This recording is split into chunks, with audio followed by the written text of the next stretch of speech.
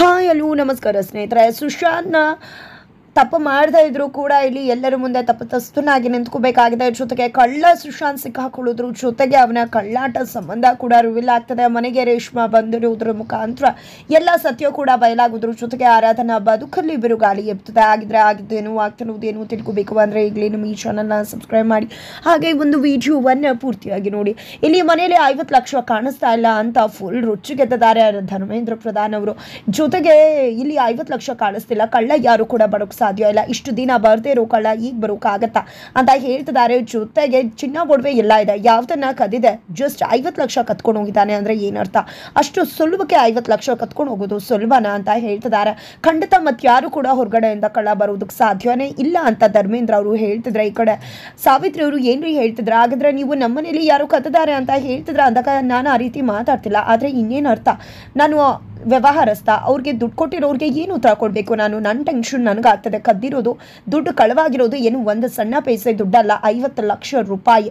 ಮೊದಲು ಆ ದುಡ್ಡು ಏನಾಗಿದೆ ಏನು ಅಂತ ತಿಳ್ಕೊಳ್ಳೇಬೇಕು ಅಂದಾಗ ಅಯ್ಯೋ ಅಪ್ಪ ಯಾಕೆ ಅಷ್ಟೊಂದೆಲ್ಲ ತಲೆ ಕೆಡಿಸ್ಕೊತಿದ್ದೀರಾ, CCTV ಇರತ್ತಲ್ವಾ, ಅಲ್ಲಿ ನೋಡಿದ್ರೆ ಗೊತ್ತಾಗುತ್ತಲ್ವಾ ಅಂತ ಹೇಳ್ತಿದ್ದಾರೆ. ಖಂಡಿತ CCTV ಇರತ್ತೆ, ನೋಡಲೇಬೇಕು. ಸುಶಾಂತ್ ನೀನೇ ಅಲ್ವಾ ದುಡ್ಡಿಟ್ಟಿದ್ದು, ನೆನಪಿದೆ ಅಲ್ವಾ ನಿನಗೆ ಅಂತಿದ್ರೆ ಹೌದು ಅಪ್ಪ ನಂಗೆ ತುಂಬ ಚೆನ್ನಾಗಿ ನೆನಪಿದೆ, ಆದರೆ ದುಡ್ಡು ಇಟ್ಟಿದ್ದಷ್ಟೇ ನೆನಪಿದೆ, ನಂತರ ಏನಾಯಿತು ಏನೋ ನನಗಂತೂ ಗೊತ್ತಿಲ್ಲ ಖಂಡಿತವಾಗ್ಲು ಅಂತ ಹೇಳ್ತಿದ್ದಾರೆ. ಸರಿ ಆಯಿತು, CCTV ನೋಡಿದ್ರೆ ಎಲ್ಲ ಕೂಡ ಗೊತ್ತಾಗುತ್ತೆ ಅಂತ ಸುಶಾಂತ್ ಅಪ್ಪ ಹೇಳ್ತಿದ್ರೆ. ಈ ಕಡೆ ಸುಶಾಂತ್ ಬೇಡ CCTV ಯಾಕೆ, ನಾನೇ ಹೋಗಿ ಹುಡುಕ್ತೀನಿ ಅಂತಾರೆ. ಯಾಕೆ, ಅಲ್ಲೇ ಗೊತ್ತಾಗುತ್ತಲ್ಲ ಅದರಲ್ಲಿ ಏನಿದೆ ಅಂತ ಹೇಳ್ತಿದ್ದಾರೆ. ಇಲ್ಲಿ ಸಾವಿತ್ರಿ ಅವ್ರು ಕೂಡ ಅದು ಕೂಡ ಇಲ್ಲ, ಸುಮ್ಮನೆ ಯಾಕೆ ಅದನ್ನೆಲ್ಲ ಮಾಡಬೇಕು, ನಾನೇ ಹೋಗಿ ಹುಡ್ಕೊಂಡು ಬರ್ತೀನಿ ಇನ್ನೊಮ್ಮೆ ಅಂತ ಹೇಳ್ತಾರೆ. ಸುಶಾಂತ್ ಹುಡ್ಕೋಕೆ ಹೋಗ್ತಾರೆ. ಇದನ್ನೆಲ್ಲ ನೋಡಿ ಮನೆಯವ್ರಿಗೆ ಒಂದು ರೀತಿ ಅನುಮಾನ ಬರುತ್ತೆ, ಹೋಗಿದಾನಲ್ಲ ಏನೋ ಹುಡ್ಕೊಂಡು ಬರ್ತಾನೆ ಅಂತ, ಹುಡ್ಕೊಂಡು ಬರಲಿ ಇದು CCTV ನೋಡೋಣ ಅಂತ ಹೇಳ್ತಾರೆ.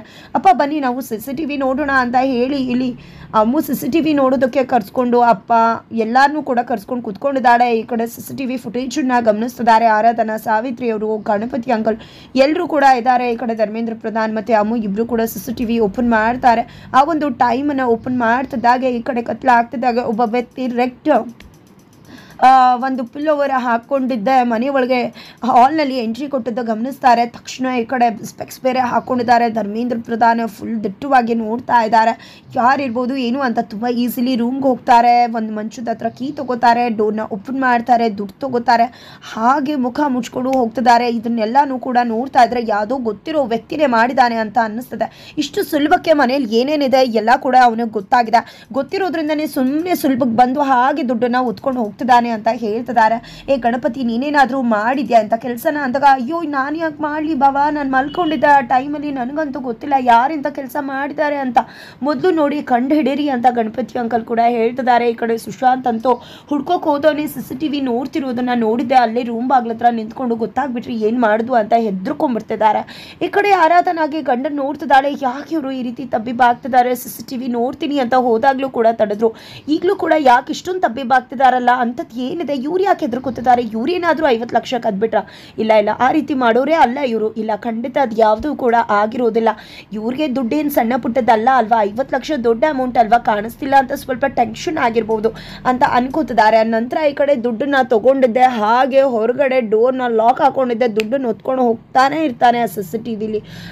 ಯಾರು ಇರ್ಬೋದು ಇವರು ಅನ್ಕೊಂಡಿದ್ದೆ. ಮತ್ತೆ ಪಾಸ್ ಮಾಡುವ ಅಂತಾರೆ, ಪಾಸ್ ಆಗ್ತಿದ್ದಾಗೆ ಈ ಕಡೆ ಇದು ಬೇರೆ ಯಾರು ಅಲ್ಲ ಗೊತ್ತಾಗೋಯ್ತು, ಸುಶಾಂತ್ ಬಾರು ಇಲ್ಲಿ ಅಂತ ಹೇಳ್ತಿದ್ದಾರೆ. ಧರ್ಮೇಂದ್ರ ಪ್ರಧಾನ್ ಒಂದು ರೋಷಕ್ಕೆ ಈ ಕಡೆ ದಿಗ್ಭ್ರಾಂತಕ್ಕೆ ಒಳಗಾಗ್ಬಿಡ್ತಾರೆ ಎಲ್ಲರೂ ಕೂಡ. ಈ ಕಡೆ ಸುಶಾಂತ್ ಕೂಡ ಹೆದರ್ಕೊಂಡು ಬರ್ತಾರೆ.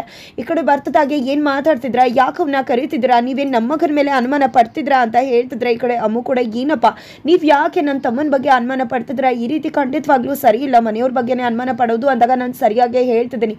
ಇವನು ವಾಚ್ ಇದೆ ಅಲ್ವಾ, ಇದೇ ವಾಚ್ನೇ ಕಳ್ಳ ಕೂಡ ಹಾಕೊಂಡು ಹೋಗ್ತಿರೋದು, ಇಲ್ಲೇ ಗೊತ್ತಾಗ್ತಿದೆ ಅಲ್ವಾ, ನಮ್ಮ ಮನೆ ಬಗ್ಗೆ ತಿಳಿದಿರೋನೇ ಇದೇ ವಾಚ್ ಹಾಕೊಂಡಿದ್ದಾನೆ, ಇವನೇ ದುಡ್ಡು ಕದ್ದಿರೋದು, ಇವನಿಗೆ ದುಡ್ಡು ಎಲ್ಲಿಟ್ಟಿದ್ದೆ ಅಂತ ಗೊತ್ತಿದ್ದು, ಅಂದಮೇಲೆ ಇವನೇ ಕಳ್ತನ ಮಾಡಿರೋದು, ಒಪ್ಕೋ ನೀನೇ ಅಲ್ವಾ ಕಳ್ತನ ಮಾಡಿರೋದು, ಯಾಕೆ ದುಡ್ಡನ್ನ ಕದ್ದಿದ್ಯಾ, ಆ ರೀತಿ ನಿನಗೆ ದುಡ್ಡಿನ ಅವಶ್ಯಕತೆ ಏನಿತ್ತು, ನಿನಗೇನಾದ್ರು ದುಡ್ಡಿನ ಅವಶ್ಯಕತೆ ಇದ್ದಿದ್ರೆ ನನ್ನೇ ಕೇಳಿದ್ರೆ ನಾನೇ ನಿನಗೆ ಕೊಡ್ತಿದ್ದೆ ಅಲ್ವಾ, ಯಾಕಿಂತ ಕೆಲಸ ಮಾಡ್ದೆ ಹೇಳು ಸುಶಾಂತ್ ಅಂತ ಹೇಳ್ತಿದ್ದಾರೆ ಧರ್ಮೇಂದ್ರ ಪ್ರಧಾನ್ ಅವರು. ಜೊತೆಗೆ ಈ ಕಡೆ ಸುಶಾಂತ್ ಮಾತ್ರ ಇಲ್ಲ ಅಂತಾನೆ ಹೇಳ್ತಿದ್ದಾರೆ. ಸುಳ್ಳು ಹೇಳಬೇಡ ಸುಶಾಂತ್, ಹೇಳು ಅಂತದಾಗೆ ದಯವಿಟ್ಟು ಮಾವ ನೀವು ಸುಮ್ಮನಿರಿ, ನಾನು ಅವ್ರ ಹತ್ರ ಹೇಳಿಸ್ತೀನಿ, ದಯವಿಟ್ಟು ಹೇಳ್ರಿ ಯಾವ ಕಾರಣಕ್ಕೆ ದುಡ್ಡನ್ನ ತಗೊಂಡ್ರಿ ಅಂತ ದಯವಿಟ್ಟು ಸುಮ್ಮನೆ ಸುಳ್ಳು ಹೇಳಬೇಡಿ, ದಯವಿಟ್ಟು ಸತ್ಯನ ಒಪ್ಕೊಂಬೇಡಿ ಅಂತ ಹೇಳ್ತಾ ಇದ್ರು ಕೂಡ ಇಲ್ಲಿ ಸುಶಾಂತ್ ಏನು ಮಾಡಬೇಕು ಅಂತ ಗೊತ್ತಾಗದೆ ತಲೆ ತಗ್ಗಿಸ್ಕೊಂಡು ನಿಂತಿದ್ರೆ ಅಷ್ಟರಲ್ಲಿ ರೇಷ್ಮಾ ಎಂಟ್ರಿ ಕೊಡ್ತಾಳೆ, ನಾನು ಹೇಳ್ತೀನಿ ಅಂತ. ತಕ್ಷಣ ಇಲ್ಲಿ ಅಮ್ಮಗೂ ಶಾಕ್ ಆಗ್ತದೆ, ಬಿಕಾಸ್ ಅಮ್ಮು ಪ್ಲಾನ್ ಇದಾಗಿರಲಿಲ್ಲ, ಜಸ್ಟ್ ಸುಶಾಂತ್ ಕಳ್ಳ ಅನ್ನೋದನ್ನು ಬಿಂಬಿಸೋದು ಆಗಿತ್ತು. ಬಟ್ ಇಲ್ಲಿ ಆ ರೇಷ್ಮಾ ಎಂಟ್ರಿ ಕೊಡ್ತಿದ್ದಾಗ ಈ ಕಡೆ ಅಮ್ಮಗೂ ಕೂಡ ಶಾಕ್ ಆಗುತ್ತೆ. ಈ ಕಡೆ ಬ್ರೀಫ್ ಕೀಸ್ ಸಮೇತ ಬ್ಯಾಗನ್ ಸಮೇತ ರೇಷ್ಮಾ ಬಂದಿದ್ದಾಳೆ. ರೇಷ್ಮಾ ಬರ್ತಿದ್ದಾಗ ಎಲ್ರಿಗೂ ಶಾಕ್ ಆಗುತ್ತೆ. ಹೋಗ್ತಾರೆ, ಇದೇ ದುಡ್ಡಲ್ವಾ ಅಂಕಲ್ ನೀವು ಪ್ರಶ್ನೆ ಮಾಡ್ತಿರೋದು, ತಗೊಳ್ಳಿ ಇದೇ ನಿಮ್ಮ ದುಡ್ಡಲ್ವಾ ಅಂತ ಹೇಳಿ ದುಡ್ಡು ಕೊಡ್ತಾರೆ. ನಂತರ ಇಲ್ಲಿ ಎಲ್ಲವನ್ನ ಕೂಡ ಕ್ಲಿಯರ್ ಮಾಡೋದಕ್ಕೆ ಬಂದಿದ್ದೀನಿ ಅಂತದಾಗೆ ಸುಶಾಂತ್ ಬರ್ತಾನೆ. ಏನಕ್ಕೆ ಇಲ್ಲಿ ಬಂದಿದ್ಯಾ, ಸುಮ್ಮನೆ ಹೊರಟೋಗ್ಬಿಡುವ, ಏನು ಮಾಡೋಕ್ಕೆ ಬಂದಿದ್ಯಾ ನೀನು ಅಂತಿದ್ರೆ, ಯಾಕೆ ಸುಶಾಂತ್ ಹೋಗಬೇಕು ನಾನು ಅಂತ ಕೇಳ್ತಿದ್ದಾಳೆ.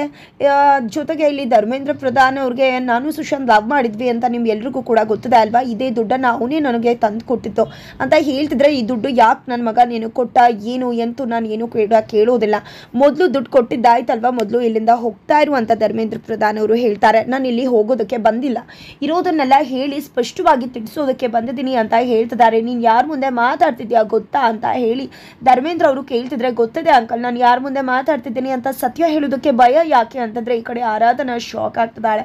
ಈ ಕಡೆ ಅಮ್ಮು ಕೂಡ ಏನು ಮಾಡೋಕೆ ಹೊರಟಿದ್ದಾಳೆ ಏಕೆ ಅಂತಾನೆ ನೋಡ್ತಿದ್ರೆ, ಆ ಕಡೆ ರೇವತಿ ಅವರು ತನ್ನ ಮಗಳನ್ನ ನೋಡೋದಕ್ಕೆ ಆರಾಧನಾ ಮನೆಗೆ ಬರ್ತಾ ಇದ್ರೆ, ಈ ಕಡೆ ಮಹೇಶ್ ಅವರು ಎಲ್ಲಿಗೆ ಹೋಗ್ತಿದ್ಯಾ ಅಂತಾರೆ. ನಿನ್ನೆ ಅಷ್ಟೆಲ್ಲ ಆಗಿದೆ, ಎಲ್ಲಿಗೆ ಹೋಗ್ತಿದ್ಯಾ ಅಂತ ಕೇಳ್ತಿದ್ರಲ್ಲ, ನನ್ನ ಮಗಳಿಗೆ ಎಷ್ಟೇ ಕಾಲ್ ಮಾಡಿದ್ರು ಕೂಡ ಕಾಲ್ ಪಿಕ್ ಮಾಡ್ತಾ ಇಲ್ಲ, ಅದಕ್ಕೆ ಅವಳನ್ನ ಮಾತಾಡಿಸ್ಕೊಂಡು ಏನಾಯ್ತು ಅಂತ ಕೇಳ್ಕೊಂಡು ಹೋಗೋಕೆ ಅಂತ ಕೇಳ್ಕೊಂಡು ಬರೋಣ ಅಂತ ಹೋಗ್ತಿದ್ದೀನಿ ಅಂತ ಹೇಳ್ತಾರೆ. ಹೌದಾ, ನಿನ್ನ ಗಂಡನಿಗೆ ಅವಮಾನ ಮಾಡಿರೋರು ಮನೆಗೆ ಹೋಗ್ತಿದ್ಯಾ, ಸರಿ ಇರು ನಾನು ಕೂಡ ಬರ್ತೀನಿ ಅಂತ ಹೇಳ್ತಾರೆ. ನೀವು ಬರೋದಾ, ದಯವಿಟ್ಟು ಬೇಡ ನಾನೇ ಹೋಗ್ತೀನಿ ಅಂದಾಗ, ಯಾಕೆ ನಾನು ಕೂಡ ನೋಡಬೇಕಾಗಿದೆ, ನಾನು ಆ ಮನೆಗೆ ಬರ್ತೀನಿ, ನಾನು ಬಂದರೆ ನಾನು ಬಂದಿದ್ದೀನಿ ಅಂತ ಅವ್ರಿಗೆ ಸ್ವಲ್ಪ ಭಯ ಇರುತ್ತಲ್ವ, ನೀನು ಒಬ್ಬಳೇ ಹೋಗ್ಬಿಟ್ರೆ ನಾನು ಯಾಕೆ ಬಂದಿಲ್ಲ ಅನ್ನೋ ಅನುಮಾನ ಬಂದ್ಬಿಡುತ್ತಲ್ಲ, ನಾನು ಬರ್ತೀನಿ ಅಂತಾರೆ. ಅಯ್ಯೋ ಇವ್ರು ಬಂದರೆ ಅಲ್ಲಿ ಇನ್ನೇನು ಆಗ್ಬಿಡುತ್ತೋ ಅಂತ ಹೇಳಿ ಪೇಚಾಡ್ತಿದ್ದಾರೆ ರೇವತಿ ಅವರು.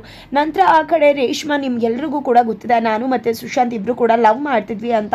ಹಾಗೆ ಆರಾಧನಾ ಮದುವೆ ಆದಮೇಲೆ ಈ ಕಡೆ ಸುಶಾಂತ್ ನನ್ನ ಪ್ರೀತಿ ಮತ್ತೆ ಚಿಗ್ರು ಹೊಡ್ತಿದೆ ಅಂತ ಹೇಳ್ತಿದ್ದಾಗೆ ಇವಳು ಸುಳ್ಳು ಹೇಳ್ತಿದ್ದಾಳೆ. ಆರಾಧನಾ ಅವರೇ, ಅಪ್ಪ ದಯವಿಟ್ಟು ಕೂಡ ಇವ್ರ ಮಾತನ್ನ ನಂಬೇಡಿ ಅಂತಂದರೆ, ಈ ಕಡೆ ಸಾವಿತ್ರಿ ಆರಾಧನಾ ಎಲ್ಲ ಕೂಡ ಶಾಕ್ ಆಗ್ತಿದ್ದಾರೆ. ಈ ಕಡೆ ಆರಾಧನಾ ಬದುಕಂತೂ ಛಿದ್ರಗೊಳ್ತಿದೆ, ಅವಳ ಹೃದಯ ಒಡೆದೋಗ್ತಿದೆ. ಈ ಕಡೆ ಅವಳಿಗಂತೂ ಎಷ್ಟು ಶಾಕ್ ಆಗ್ತದೆ ಅಂದರೆ ಫುಲ್ ಶೇಕ್ ಆಗ್ತಿದ್ದಾಳೆ ರೇಷ್ಮಾ ಮಾತನ್ನ ಕೇಳಿ. ಈ ರೇಷ್ಮಾ ಅಂತೂ ಇವನು ಸುಳ್ಳು ಹೇಳ್ತಿದ್ದಾನೆ, ಇವನಿಗೆ ನನ್ನ ಮತ್ತೆ ಅವನ ಪ್ರೀತಿ ಆರಾಧನಾ ಮುಂದೆ ಗೊತ್ತಾಗೋದು ಇಷ್ಟ ಇರಲಿಲ್ಲ, ಯಾಕಂದರೆ ಅವನು ನನ್ನ ಆರಾಧನಾ ನಡುವೆ ಈ ಒಂದು ವಿಷಯಕ್ಕೆ ಜಗಳ ಆಗ್ತದೆ, ಯಾವುದೇ ಕಾರಣಕ್ಕೂ ನಮ್ಮ ಪ್ರೀತಿ ವಿಷಯ ಅವಳಿಗೆ ಗೊತ್ತಾಗೋದು ಬೇಡ ಅಂತ ಹೇಳಿ 50 ಲಕ್ಷ ಕೊಡ್ತೀನಿ ಅಂತ ಹೇಳಿ ಈ ದುಡ್ಡನ್ನು ನನಗೆ ತಂದು ಕೊಟ್ಟಿದ್ದ, ತಗೊಡಿ ಅದೇ ದುಡ್ಡು ಇದು ಅಂತ ಹೇಳ್ತಿದ್ದಾರೆ. ಈ ಕಡೆ ಏನದಲ್ಲ ಸುಶಾಂತ್ ಅಂತ ಕೇಳ್ತಿದ್ರೆ, ಇಲ್ಲ ಅಮ್ಮ ಇಲ್ಲಪ್ಪ ದಯವಿಟ್ಟು ನಂಬೇಡಿ ಇವಳು ಮಾತನ್ನ, ಆರಾಧನಾ ಅವರೇ ನನಗೆ ಏನೂ ಕೂಡ ಅಂತ ತಪ್ಪು ಮಾಡಿಲ್ಲ ಅಂತ ಹೇಳ್ತಾ ಇದ್ರು ಕೂಡ ಮಾತನಾಡಬೇಡ ಅಂತ ಹೇಳಿ ಸಿಟ್ಟಾಗ್ತಿದ್ದಾರೆ ಧರ್ಮೇಂದ್ರ ಪ್ರಧಾನ್. ಹಾಗಿದ್ರೆ ಇಲ್ಲಿ ಸುಶಾಂತ್ ಮತ್ತು ರೇಷ್ಮಾ ನಡುವೆ ಏನೂ ಆಗಿಲ್ಲ, ಬಟ್ ಸುಶಾಂತ್ಗೆ ಅನುಮಾನ ಇದೆ ಇನ್ನೂ ಏನೂ ಆಗಿಲ್ಲ ಅಂತ, ಆದರೂ ಏನೂ ಆಗಿದೆ ಅನ್ನೋ ರೀತಿ ಅಮ್ಮು ಮತ್ತು ರೇಷ್ಮಾ ಸೇರಿಕೊಂಡು ಬಿಂಬಿಸ್ತಿದ್ದಾರೆ. ಈ ಒಂದು ವಿಷಯಕ್ಕೆ ಸಾಕ್ಷಿ ಸಮೇತ ಇಲ್ಲಿ ರೇಷ್ಮಾ ಹೇಳ್ತಿದ್ದಾಗೆ ಇಲ್ಲಿ ಆರಾಧನಾ ಮನೆಯಿಂದ ಹೊಸಲು ದಾಟಬೇಕಾಗತ್ತಾ, ಹಾಗಿದ್ರೆ ಮನೆ ಬಿಟ್ಟು ಹೊರಡೋ ನಿರ್ಧಾರ ಮಾಡಿಬಿಡ್. ಏನಾಗುತ್ತೆ ತಿಳ್ಕೊಬೇಕು ಅಂದರೆ ಈಗಲೇ ನಮ್ಮ ಈ ಚಾನಲ್ನ ಸಬ್ಸ್ಕ್ರೈಬ್ ಮಾಡಿ, ಮುಂದಿನ ವಿಡಿಯೋಗೋಸ್ಕರ ವೇಟ್ ಮಾಡೋದನ್ನು ಮರಿಬೇಡಿ.